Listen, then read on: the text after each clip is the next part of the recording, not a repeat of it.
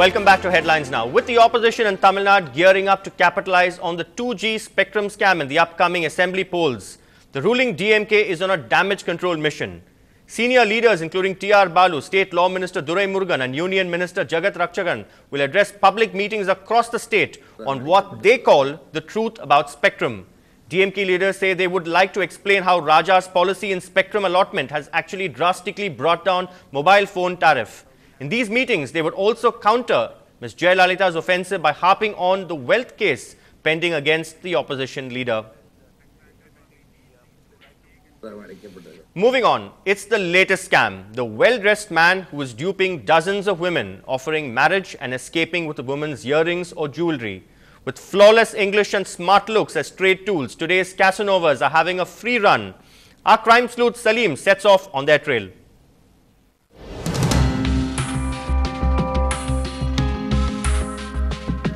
"38-year-old Senthil Kumar, an MCA graduate, cheated not 1, 2 or even 5, but 10 women into matrimony.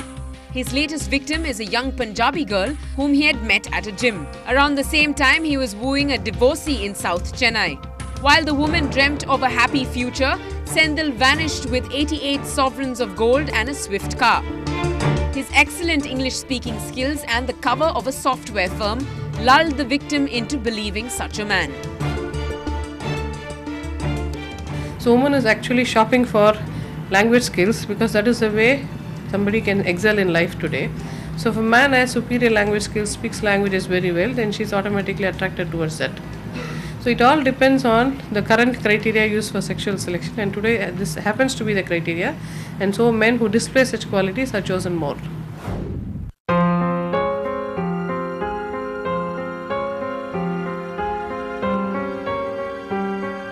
With many men consciously developing into alpha males, a growing number of women are at risk of being cheated.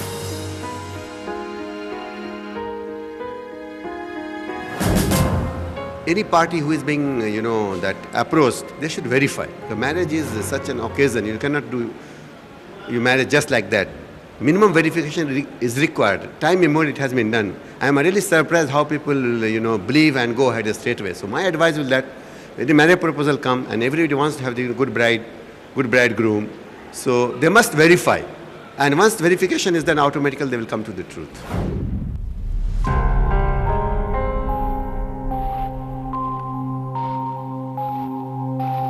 The search for the perfect mate may be a universal and compelling one. But well-dressed criminals are not calling themselves Kathi Kuthu Kumaran or Murder Murugan.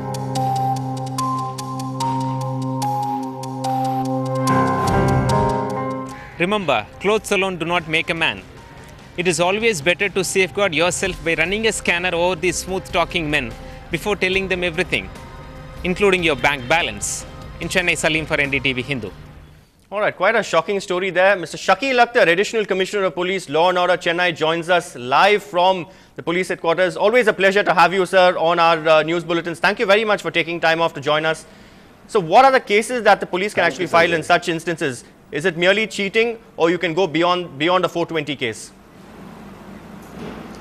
As that initially I have told that this kind of marriages are taking place, and definitely certain responsibility lies on the ladies, those who are marrying without verification. Charming is one aspect, but living a life for the with somebody else is something different. So definitely before taking decisions, it is, I think, compulsory and must for them to verify the background.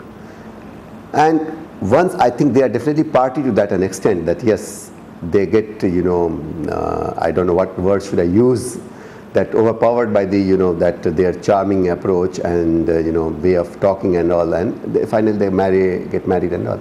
So it is definitely a case of cheating, and that will take care of the things. And further, normally there's that we have our experience is not only go for cheating for the marriage, he takes away the other articles also. So those offenses are also committed simultaneously. The cases will book not only for this, for those stealing the articles also. All right, also there's a question of stigma that goes with this, sir. I mean, are you witnessing a lot of people actually who are a little reluctant to come on record and file an FIR? Because obviously they need to look at their future. If something goes wrong, then, it's a slightly delicate issue. So how skillfully, or how sensitively are your officers handling such cases, sir? As you know, it is definitely a delicate issue, and definitely there is a stigma also. So ladies are not coming forward to lodge complaint. But my advice will be that they should be free, and they should be in a position to come openly to lodge complaints. And definitely those complaints will be looked into such a fashion that that a stigma is not directly affecting her future prospects. So we have some system mechanism that can be attended to. But unless they come forward, it is not possible to eradicate this kind of crime from the society, because criminals also know that this is the positive point, and perhaps they can get away with the crime and their criminal activities. And once the ladies are coming forward and giving the complaints, it will help us in reducing the those kind of cases. All right. So one final question to you now. Most of these victims of such crimes would obviously want to get on with their lives. They will not want to be saddled with actually the whole prosecution rigmarole, having to go to court, give witness. That's one of the reasons why many of them actually would fight shy of actually coming on record and filing an FIR. Also, another supplementary question: have you got a database of such well-groomed makeover style criminals? Because I think Liaquat Ali, there was somebody who married 27 women, if I'm not mistaken. I think that's the highest so far record in Chennai, in North Chennai, a few years ago. So, how would you actually sensitively deal with these cases for women who don't want to come and face the legal process after that? They want to get on with their lives. And B, do you have a database of such criminals, sir? As of now, I'm not in a position to give you complete data, but definitely we have the database with our Crime Records Bureau. And that's your second part. And first part, as you said, that people would not like to come to the court and depose, for the final prosecution of the cases. These are the hindrance, and we know the, sensitivity involved in this case. But we know how to handle those cases, a lot of times not essentially that they can be prosecuted straightway on those cases, but once they come and need base on individual case, will handle them and will advise them what to do. I would not like to talk here openly what we can that to do with the criminals, but once they come, they should have our trust. We will help them in such a fashion that she gets justice, at the same time the criminal is not in a position to commit offense again and again. All right. Thank you very much, Mr. Shakil Attar, for joining us. Always a pleasure, as I said, to have you. We really wish there were more accessible officers like you in the Chennai Police. Thank you very much for joining us. Well, time now to slide into a short break, but when we come up, we'll tell you how Kamal Haasan trains his Amber, his arrows at self-styled sensors. An exclusive interview on the other side. Stay tuned.